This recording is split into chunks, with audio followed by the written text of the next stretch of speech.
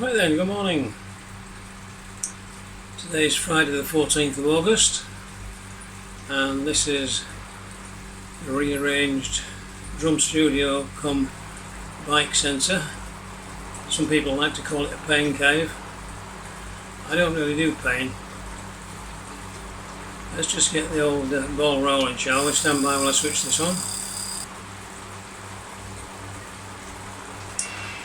So I'm wearing the Willen Hospice jersey again, and this is the first ride since I got the results of my 72-hour ECG Holter monitor. And the good news is that the issue was not atrial fibrillation. It was more to do with ventricular abnormalities. So, what does that mean? It means that my heart rate varied from 34 beats a minute during sleep at 3 o'clock in the morning to 134 beats during cycling when I did a quick power test to see what I could pedal, and I got up to something like 463 watts, I think it was, and that was recorded on the ECG. And because they were doing ECG monitoring of heart rate and for anomalous signals, obviously the 134 had to be explained, but when you see the data presented in graph form, you can see that of the 4 days that I wore the monitor, there were 4 peaks for cycling and a few more for walks that we did after meals.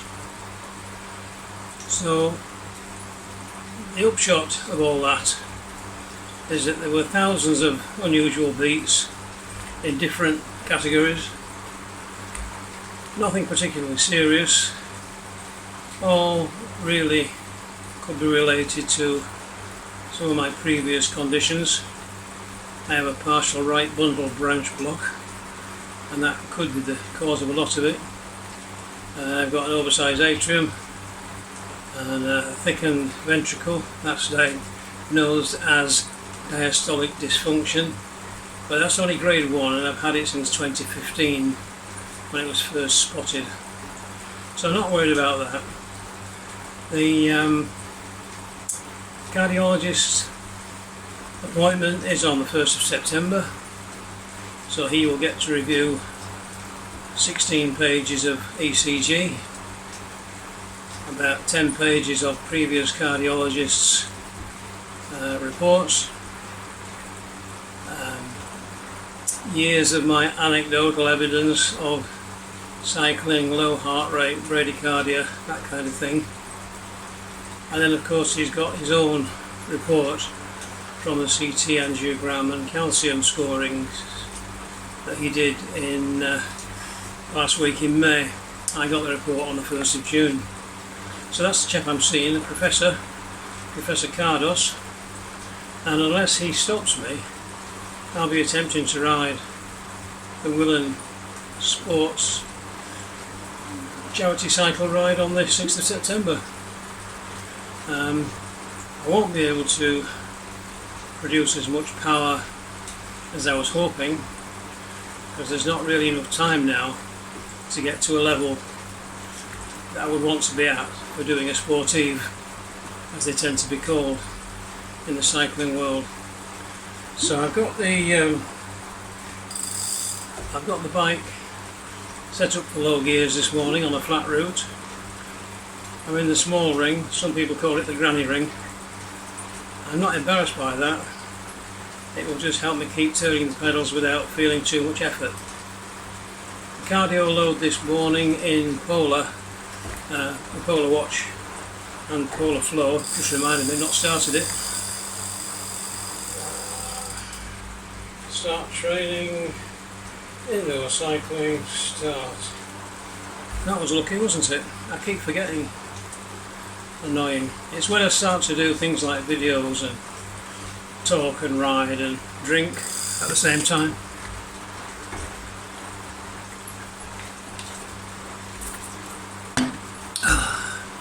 Strawberry. Strawberry Way. Right, so basically I'm healthy. For my age I'm fit. Nothing like as fit as I was, or maybe again. But for now, I've got to be a little bit gentle and no mega high intensity super duper efforts. But that's not my style anyway. I've always been an endurance cyclist, sticking to mostly flat routes. The various sportives that I've done in Norfolk and Cambridge and Milton Keynes have been, you know, up to 100 miles, or over 100 miles in the sort of Cambridgeshire. But Cambridge is relatively flat. I didn't find it flat. Very, very windy, in your face, or in your back. So that was probably the hardest ever ride. But I finished, and that may not have helped my current situation. May have triggered even some of the problems I've got now. But they're not really problems. The trouble is they have two troubling symptoms. One is spontaneous fatigue, and I'm talking excessive fatigue. I can potter about all day doing whatever, and then in the evening I maybe, I think I'll just go and get whatever from the bedroom, get to the bottom of the stairs, and like my legs have gone on strike. But you know, we force them up the stairs, we get to the top, and I'm gasping. Now, these are symptoms of various heart conditions. We've ruled out the lung conditions. I've only got just over one lung now anyway, and I've had my annual cancer review. Nothing much to report there. There is a lump, it's growing very slowly, and it's not giving me any symptoms, so we just put that to one side. There was a concern that this fatigue and this heart rate anomaly, what anomalies now, were related to sleep apnea. I said no. I did 2 questionnaires from the GP. I did one with the chest consultant at Royal Papworth a couple of weeks ago, and they gave me low scores.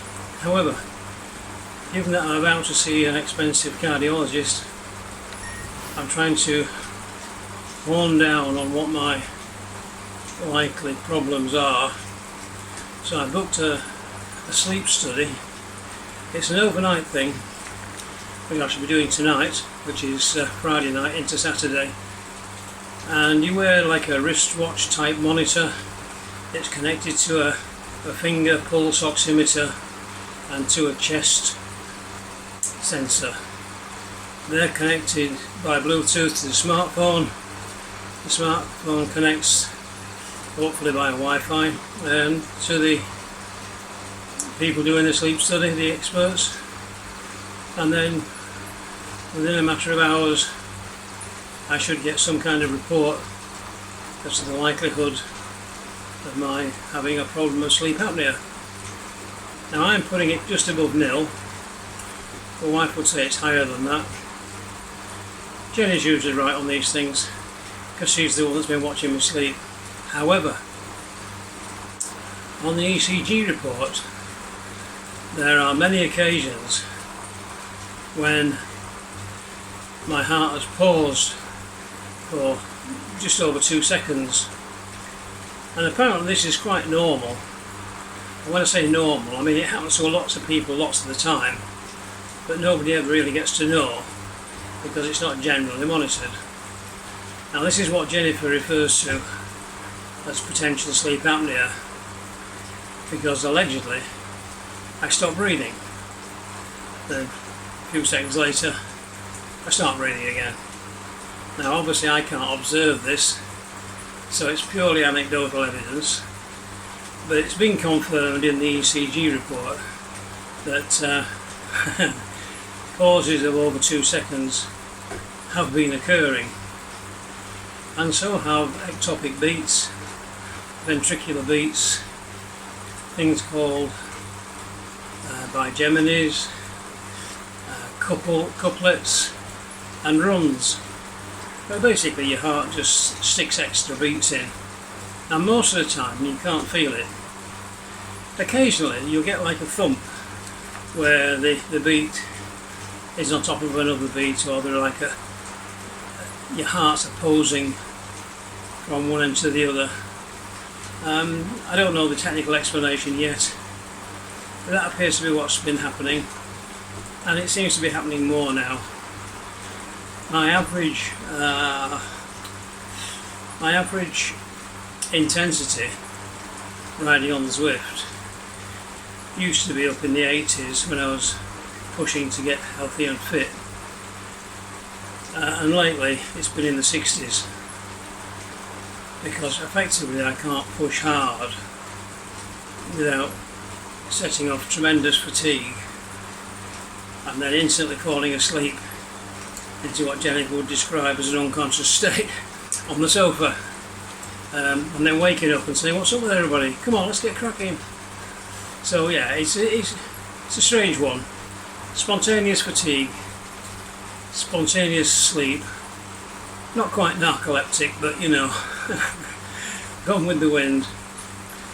And to be honest, it was quite, I don't like to use the word worrying or stressful, but it was kind of annoying and niggling at the back of your mind all the time, once you knew that there was something going on.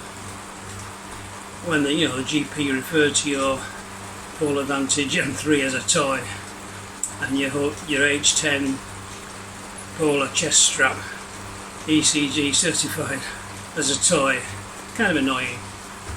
However, we persevered. We got the Holter monitor. Had to pay for it, obviously.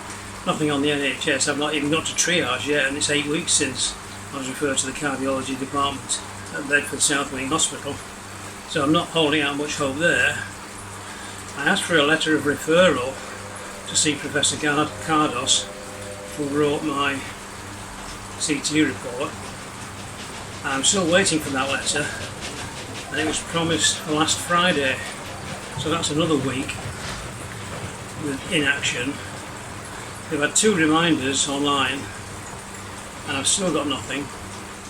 So I've sent them a little message this morning, and I said, would you be kind enough to send me a link so I can upload my Holter monitor cardiology report? Now normally that's just a text message that says attach here, and off it goes. Now I'm pretty sure that will arrive, but when the report goes up, I don't imagine there's anybody going to read it. They didn't read the cardiologist's report from the summer, but they did read the first one that came following the April 23rd St George's Day meeting with the cardiologist. Because there was money there, they started writing prescriptions. Ones that I didn't collect, by the way, for statins. My cardiologist recommended certain medicines, in particular statins and blood pressure medicines. Now, because the GP decided to issue a prescription for a statin, the cheap statin, the popular one, but not the one recommended, I decided not to collect it. Nothing was ever said. I asked the pharmacist to put it back in the dispensary for somebody else, and I got on with my life.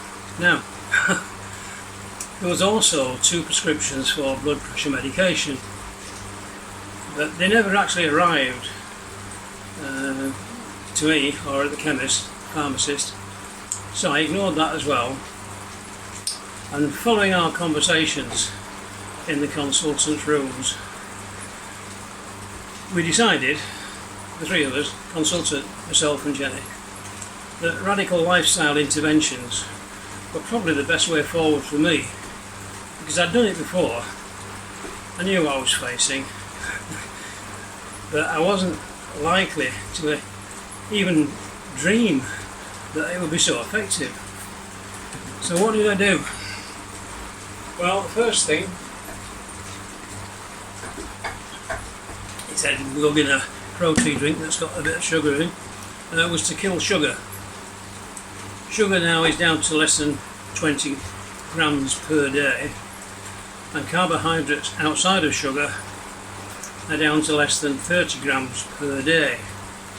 So under 50 grams is good, but the recommendation is for less than 30 total carbs, which is not easy to do. However, that was where we started. This is where we are. The other things were no alcohol and no caffeine, and increasing resistance exercise. That's the general prescription. Obviously no smoking, but I've never smoked. I was just a firefighter for 20 odd years. But yeah, I did a lot of time on breathing apparatus, and also a lot of time without. However, we digress. So the radical lifestyle interventions, no sugar, alcohol, cigarettes, or what was the other one?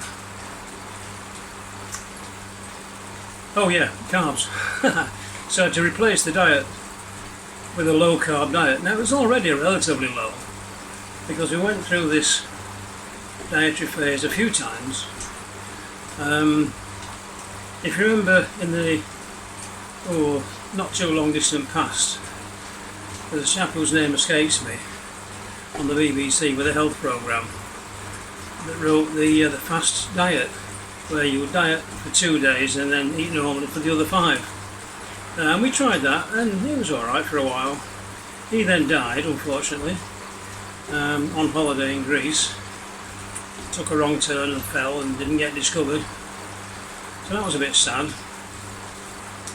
But we were still conscious that carbs were pretty much evil.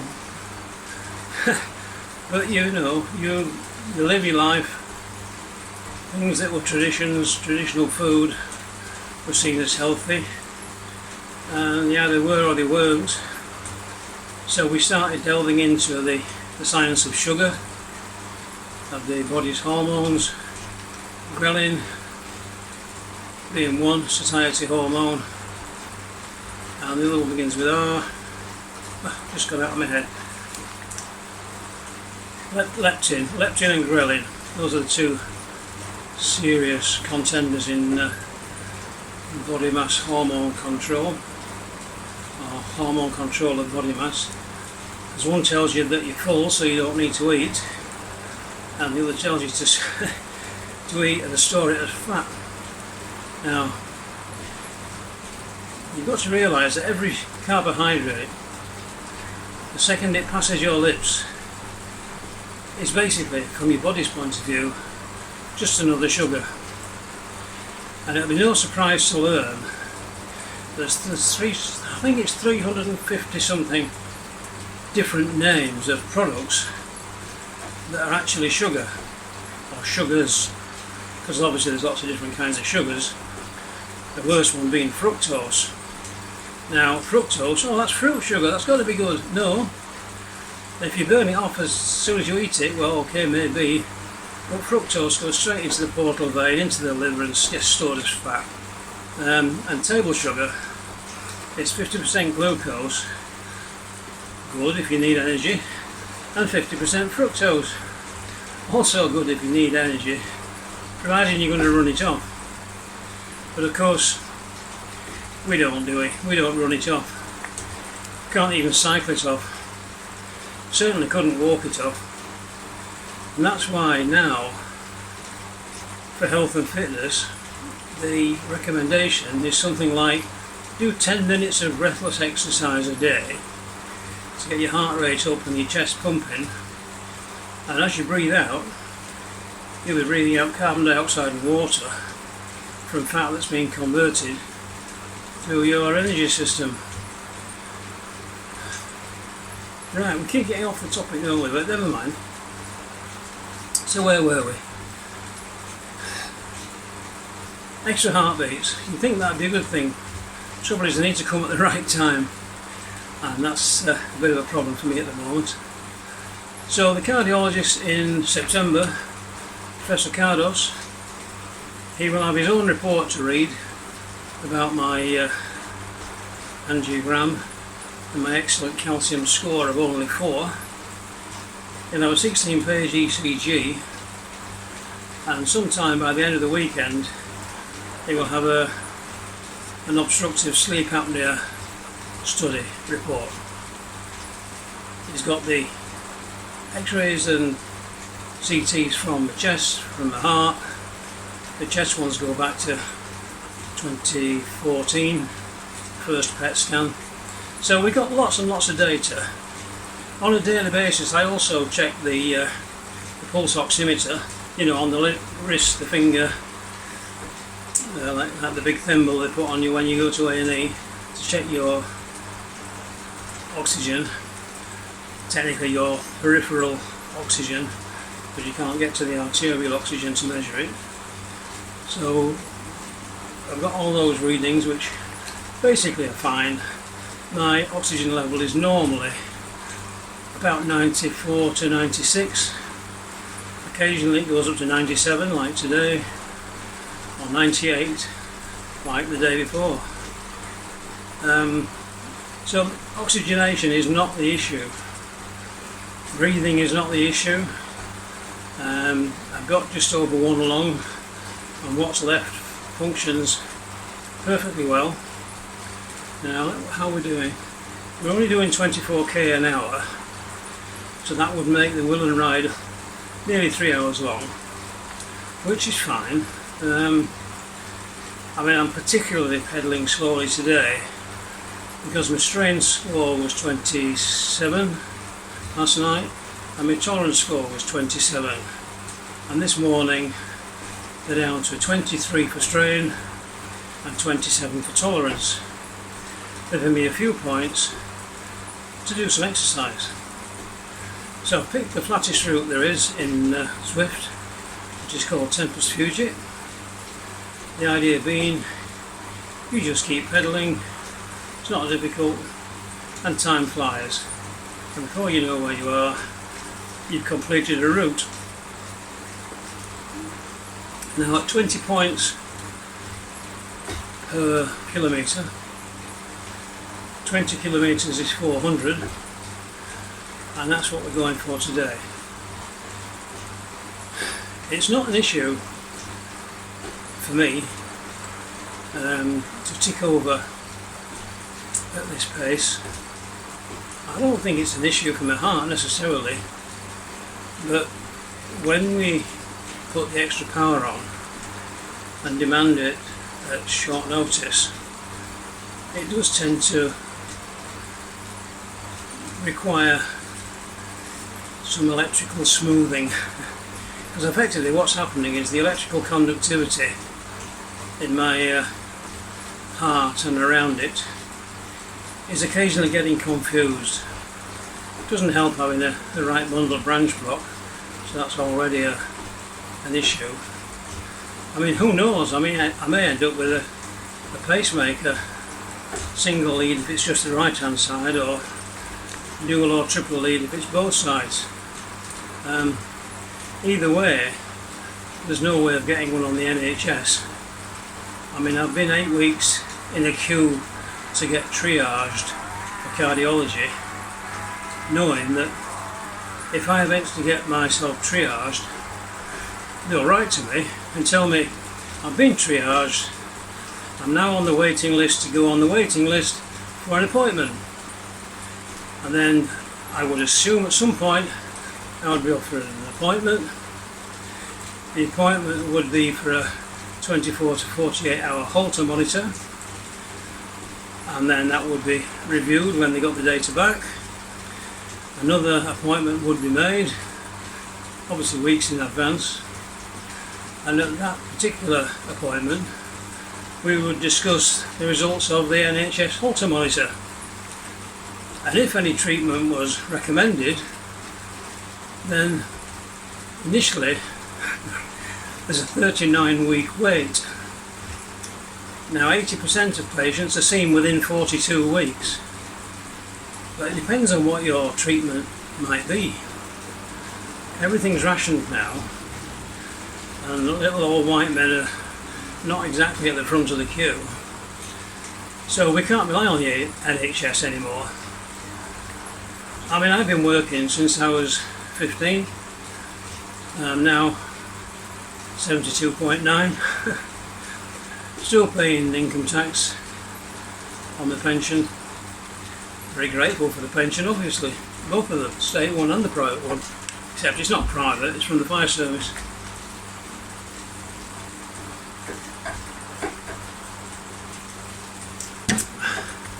But you know, the cost of a pacemaker anywhere between £5,000 and £25,000. Then there's all the reports, tests and other consultations. Consultations are about £250 to £300 a time. Tests vary. I've had the expensive ones done. So a lot of this can be resolved with a deep conversation between me and the professor, I'm hoping. Keep saying I'm sorry about that. I won't edit them out, I'll just try and do better.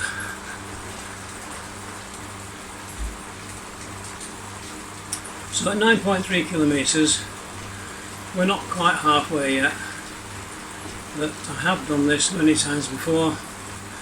I know the route well, and I recognise the landmarks.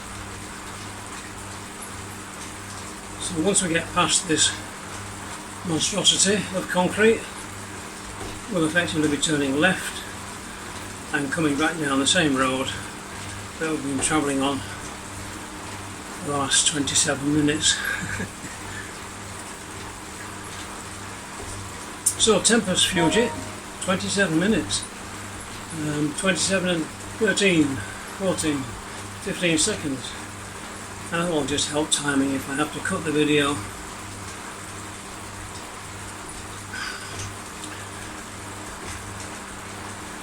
So NHS, I've no idea what the recommendations will be, but clearly with the knowledge and data I've got on my heart, which started with my first heart rate monitor in 1995 when we were at the Fire Service College doing the chest to step test and watching the heart rate on the wrist as the bleeps were gradually getting quicker.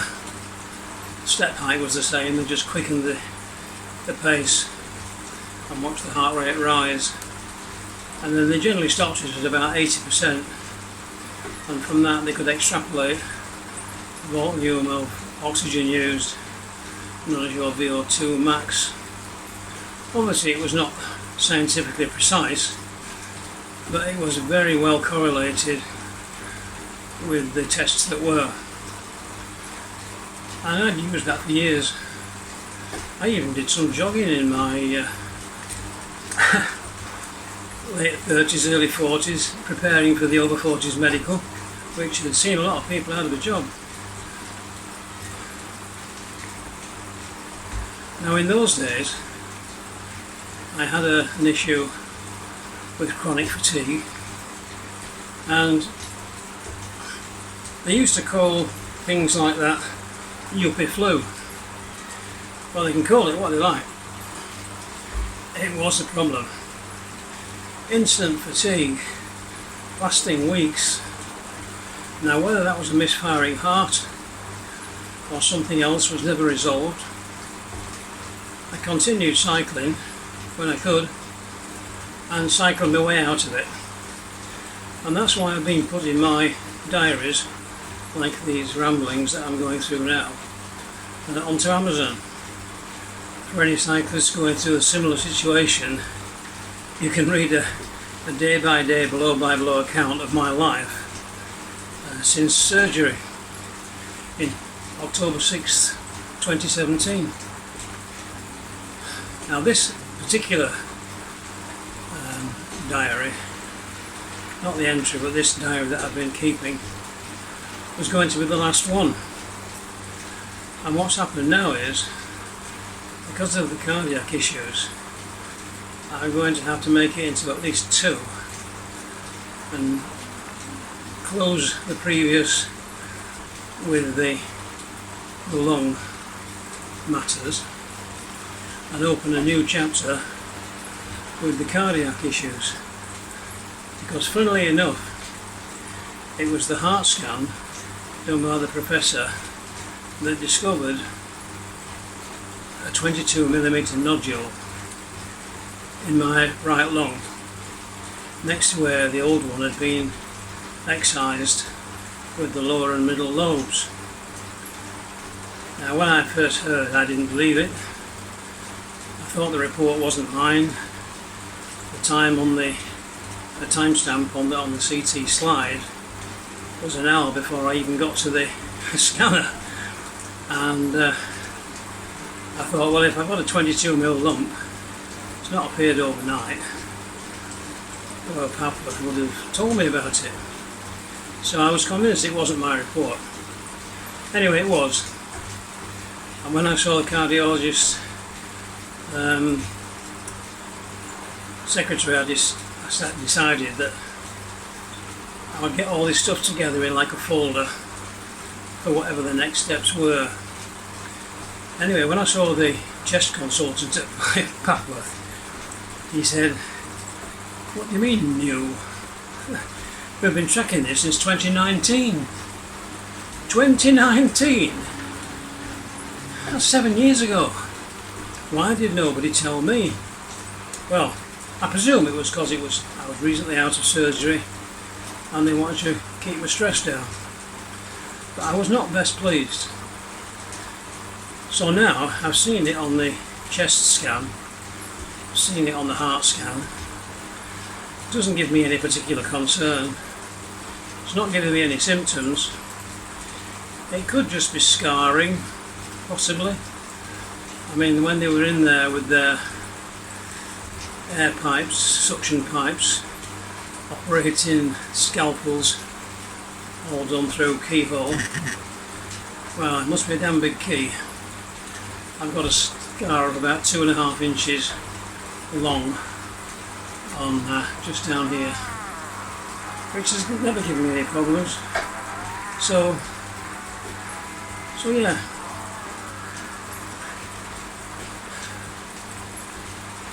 Just in case you're wondering, I did lose my train of thought there.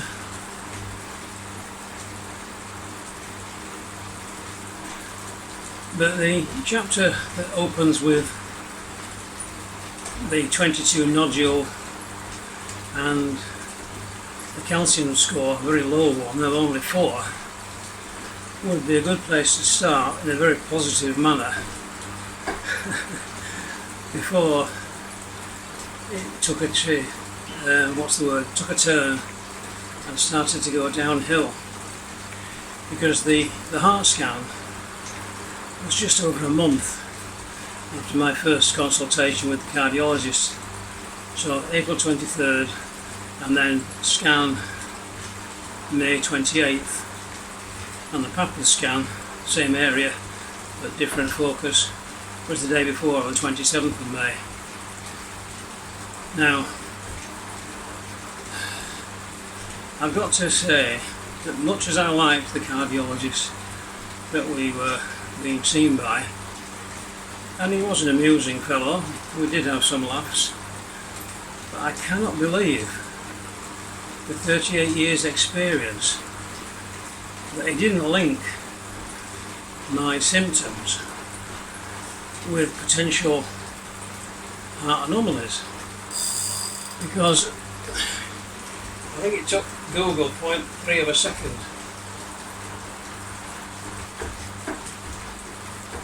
And every time I asked a question about my different anomalies, I got a very concise answer within seconds. Now, I've been keeping those as copies and putting them in the diary. So I've now got various paragraphs in italics where Google was expressing its opinion. Lots of paragraphs obviously in plain text, which are just me speaking out loud through words on the page, and it's starting to get now quite a lot of text highlighted in red, which indicates the symptoms and explanations that I'm getting tie up with what I know, feel, hear and see. So later, whatever it is I'm writing about, I can just whiz back to the diarised ramblings and hit on the red text. Obviously there'll be some kind of index at some point. Now, in case you're wondering, this effort, which is very minor in the grand scheme of things, has got my heart rate up to 91. Revs per minute 71, that's acceptable. Power around about 70 watts, that's what's known as recovery ride power. Possibly verging on endurance power, but it's certainly not anything significant, and I could effectively ride this virtually all day, and that's why I'm testing it out this morning really, because if I do 20k now, the numbers at the end will show how much of an effort it was, because I'll get a training load score, an effort score, a relative intensity score, a cardio load, and put those together and then say, okay, now if you do that 3 times in a row on the 6th of September, is it likely to be possible? Well, of course it's likely. I would say it was laid on, but obviously the power would need to be kept this low, because currently I'm still on trainer difficulty 100%, so allegedly it's pretty realistic with the route, and the route's 60k. That's 3 hours at 20k an hour. I'm only doing 23 right this minute. I would expect that in the next few weeks, if I keep the training level down in terms of intensity, I shall be able to do 25k without any bother, and then obviously that will be sub 3 hours. So there is another thing in cycling which you call, let me give this chap a ride on. Oh, I can't do it, it's gone.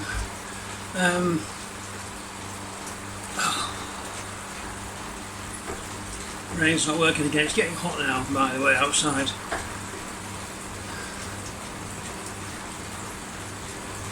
There's a term for when your second half of the race or event is faster than the first time for the first half.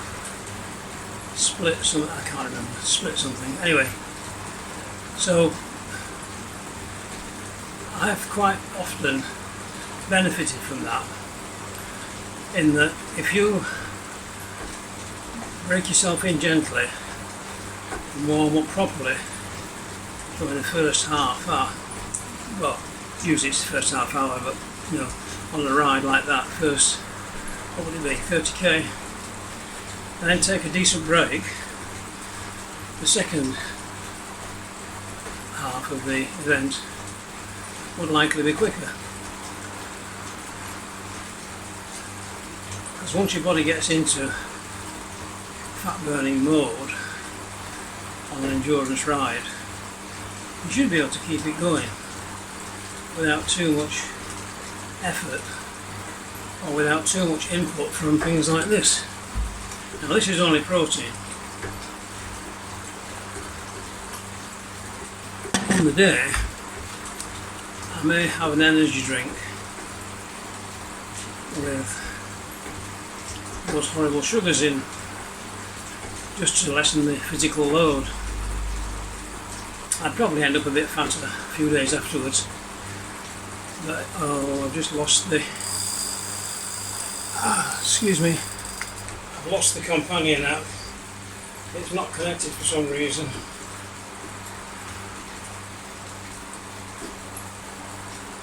Let's do it again.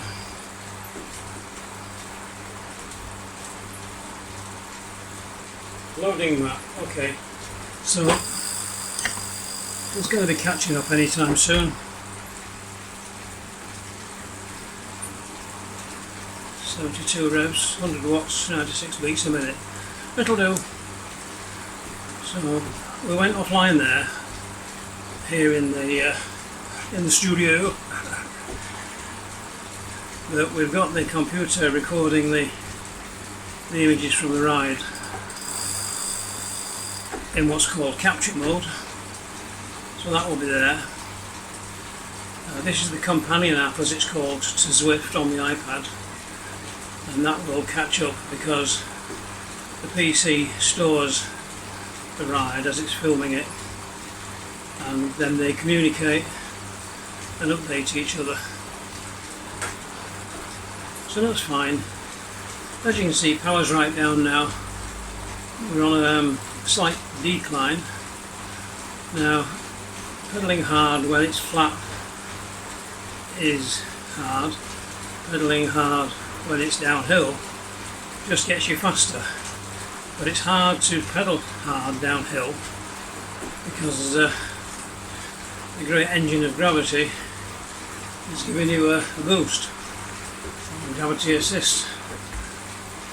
So you just, when you're endurance riding, you just keep riding, constant rate, same gear where you can, and just change down for the bigger gradients. Now, because I'm not breathing heavily, and we've been at it nearly 42 minutes, I just noticed there's still 4.6k to go.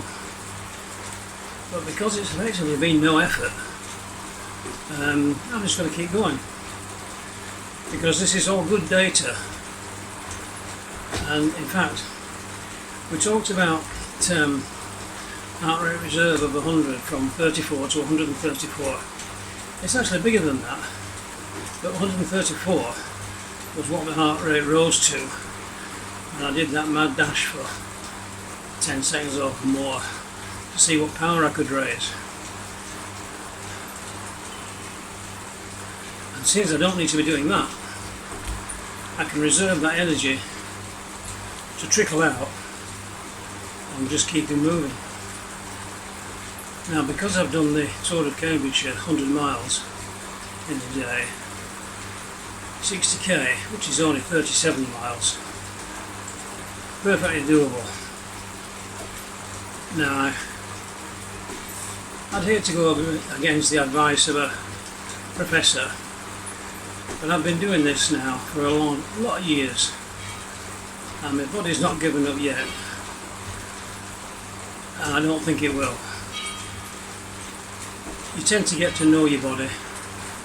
I mean, I've been telling my GP about the warnings from the watch for years. He dismissed them that as a toy. I told him I had 5 atrial fibrillation warnings from the blood pressure monitor, and he said, well, that's as maybe, they do these things from time to time. But now he's got a 16-page report to contest with real data from real scientific people and well eminently qualified cardiologists. It's pointless, of course, because that's NHS and they're not really dealing with me at the moment. So yeah, so September, what's the plan? Well, the plan is to pick up the bike, the trainer, the computers, try and make sure I've got absolutely everything I need for Zwifting, and just take it down there in the car. Now, I won't be able to take the platform that this is fixed to give me the sideways movement, and the steerer may or may not work on the ground down there, so it may be fixed in that sense. But everything else, I mean, this particular trainer, the Tax Neo 2, doesn't need mains power. It can be powered by my little legs. However, we would assume that we would have mains power down there, and that would help because that allows you to freewheel, because when the map changes to a downhill gradient, you get some gravity assist from the flywheel and the additional power from the mains. So that will be a little bonus. Can't live stream it really because it'll take over 3 hours. Don't have an audience anyway, only got 2 followers, quite a few views from time to time on YouTube, but not many. But I'm not doing it for that. I'm doing it as a record for my health journey, my cycling performance, all lack of it, and so that occasionally I could pull it out, edited clips, and send it to the naysayers in the medical world about how I am, how I was, and all the rest of it. Because that power test, that was the highest heart rate during the study, was a little bit disappointing at 463, when previously I've raised over 600.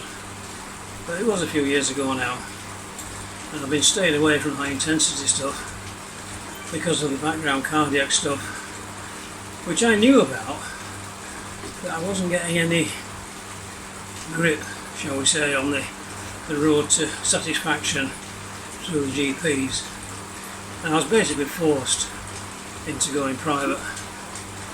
Now, fortunately for me, obviously, having saved for, how long have I been out, 20 years, whatever, 26 years, and having had a decent pension when I came out on ill health, I could afford to employ a cardiologist.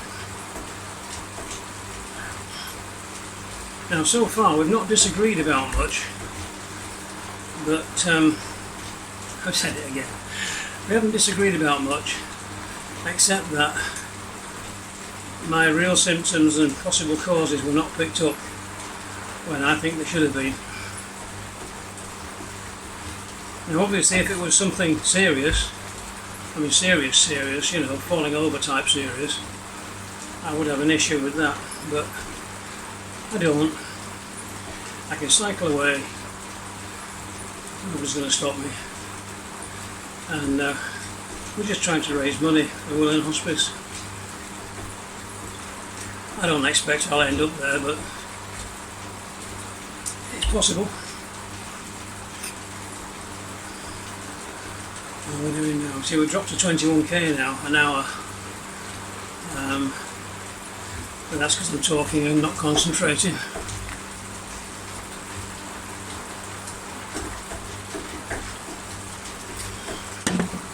But even at 21k an hour, it's still only 3 hours. And I've done that many times. This arch that's coming up on the screen is just one of the segments. It's the I can't pronounce it now. Fuego Flats Reverse. Previous time 13 minutes 59. This one 18 minutes 50. So that was 5 minutes slower than my normal ride. So in 49 minutes I've lost 5 minutes. So 3 hours on that basis will become 3 hours 15. Now the difference between 3 hours and 3 hours 15 in a charity cycling event is nothing. So yeah, I am capable, I am fit enough, I'm sure I'll have some support. Obviously Jenny will be there, photographing different stages. Whether or not I shall want to release them, we'll see. But I've no plan to make a 3-hour video of just me talking. And if I made it, I would only release clips but we might, who knows. There's a lot of water to go under a few bridges before that point. Now this is where it goes up a slight incline, around the top of the hill and down to a sprint finish. I'll not be doing that, of course. I've got a feather here, look. Now the feather is what's called a power up, and it reduces the weight of your bike by some percentage, technically making it slightly easier to pedal in a hilly situation. But there's not much in the way of hills between me and the finish now. There is a little one up ahead, so I'll perhaps keep it for that. I think there might be a little bit of 2%. So 2% with the feather is less than 2% for the length of time the feather still displays. We're at the foothills now of what is relatively a pimple in the cycling world of hills. I'm quite pleased actually that we've got to this point. I've not stopped talking yet, and I'm not feeling pressured in any way. Starting to perspire a little bit.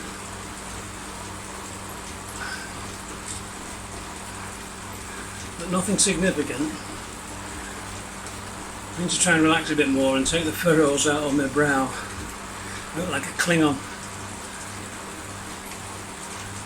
At 1%, let's use the feather. There we go. That will just give me a little bit of an assist, and already we're on the flat. It was too late there, too busy talking. And we're coming down to the sprint. You might see the flashing green marker on the right there. The problem is, I would be tempted to put some effort in for the sprint if I hadn't been on for 52 minutes with a dodgy heart and looking to be super fit for the ride ahead. So I'm not going to do anything to jeopardise that. You'll be pleased to know. So a gentle ride is a gentle ride. So let's call it a gentleman's ride.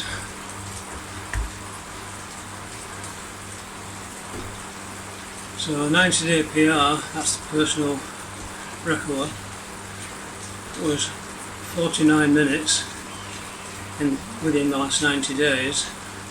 Now some of those had a decent effort behind them, and today we're talking at 1 hour. No, we're not.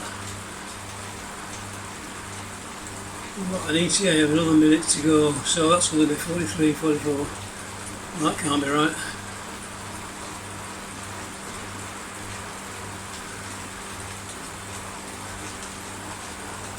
I think that ETA 116 will be 1 hour and 16 minutes compared to the previous 49 minutes. So that's what, 10, 25 minutes slower than previous. But we're getting there, even at 21k. There we go, that's it done. That little ghost rider there, that was me on my previous ride. So yeah, 1 hour 16. I finished 626 out of 644, so even then I'm not last. And of course, the way I feel, I could just go and do it again. It would be nice to get a slightly more comfortable seat. I need to get the balance just right on the level. And we've got 54 minutes, so given that I'm a collector of data, we'll go for the hour. We're going to be over 20k. That's good.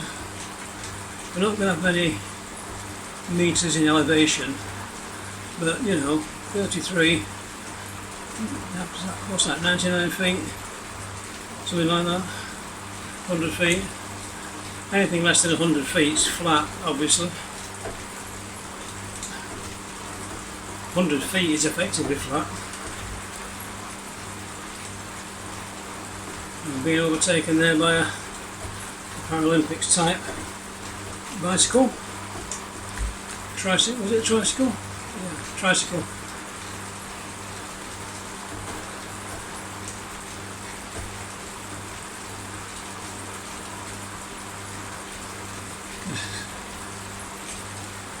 Mr. Mitch's Strategy. I'm not sure if that's Polish or Moldova. They're both red and white flags, aren't they? I don't know. So this 5 minutes would technically be a cool down. I'm going to cool down at a slightly higher rate. I'm even going to go up a gear. Just to remind my functioning system that it's done well, deserves a treat, and a little bit of extra blood flow won't go amiss.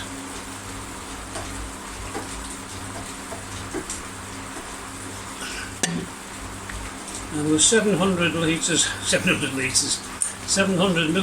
of water in that bottle, with 32 grams of whey powder, strawberry flavour,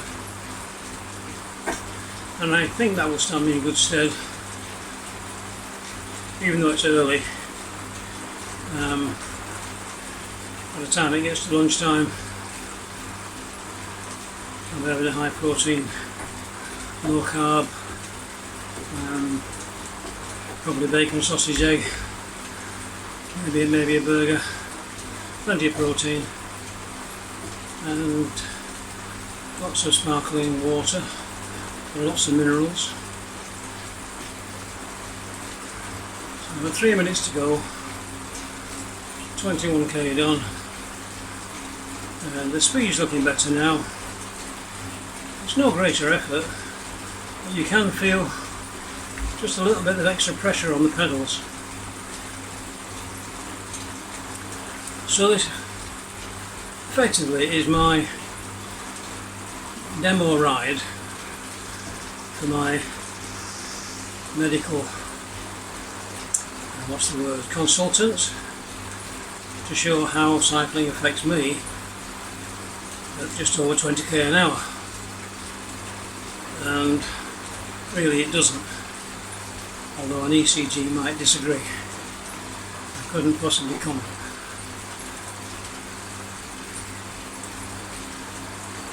It's coming to nightfall here in the little town in the desert, reminiscent of old Wild West movies.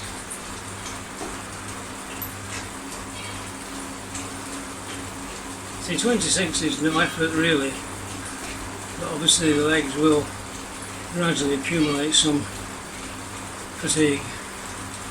But normal fatigue is very different from the spontaneous excessive fatigue that comes with the heart rate issues when it kicks in, which fortunately is not as often as it was.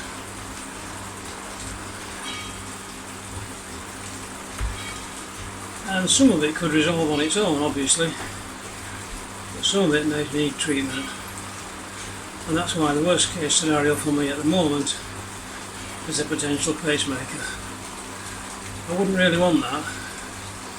I'd much prefer to carry on just tinkling along,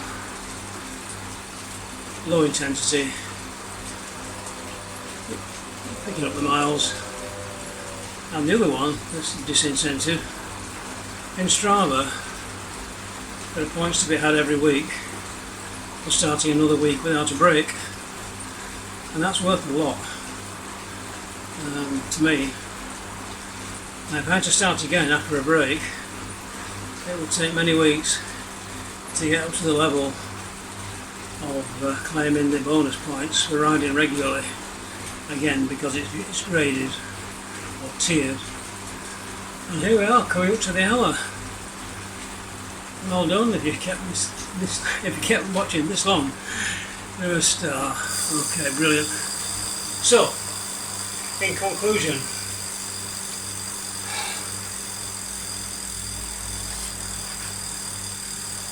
this H10 polar chest strap monitor is good for recording ECGs, as is my watch. So whilst we're talking now, I'm just going to stop the watch, because if you remember it was started late, 5 minutes late by the look of it. I'll go straight to the ECG function, which I'll be able to show you when I put this video together in the next few hours. Not quite sure when I'll release it. Measure now, it says. Click and just hold the two buttons together for a single lead ECG, and that's polar updating, or maybe Zwift updating Strava. Very rare I get message notifications.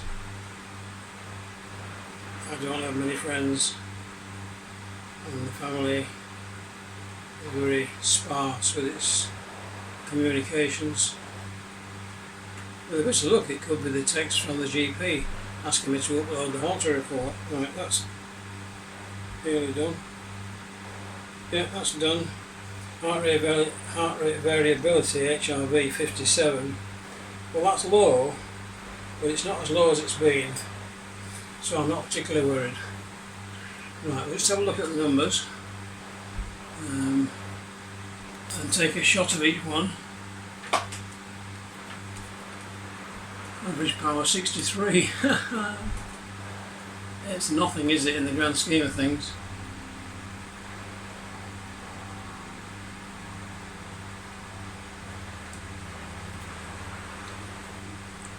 I don't know how I could possibly get a sprint jersey for that, but anyway, there you go. I shall photograph it just to prove the point. Once we get past pizza slice measurement. Intercalories 218.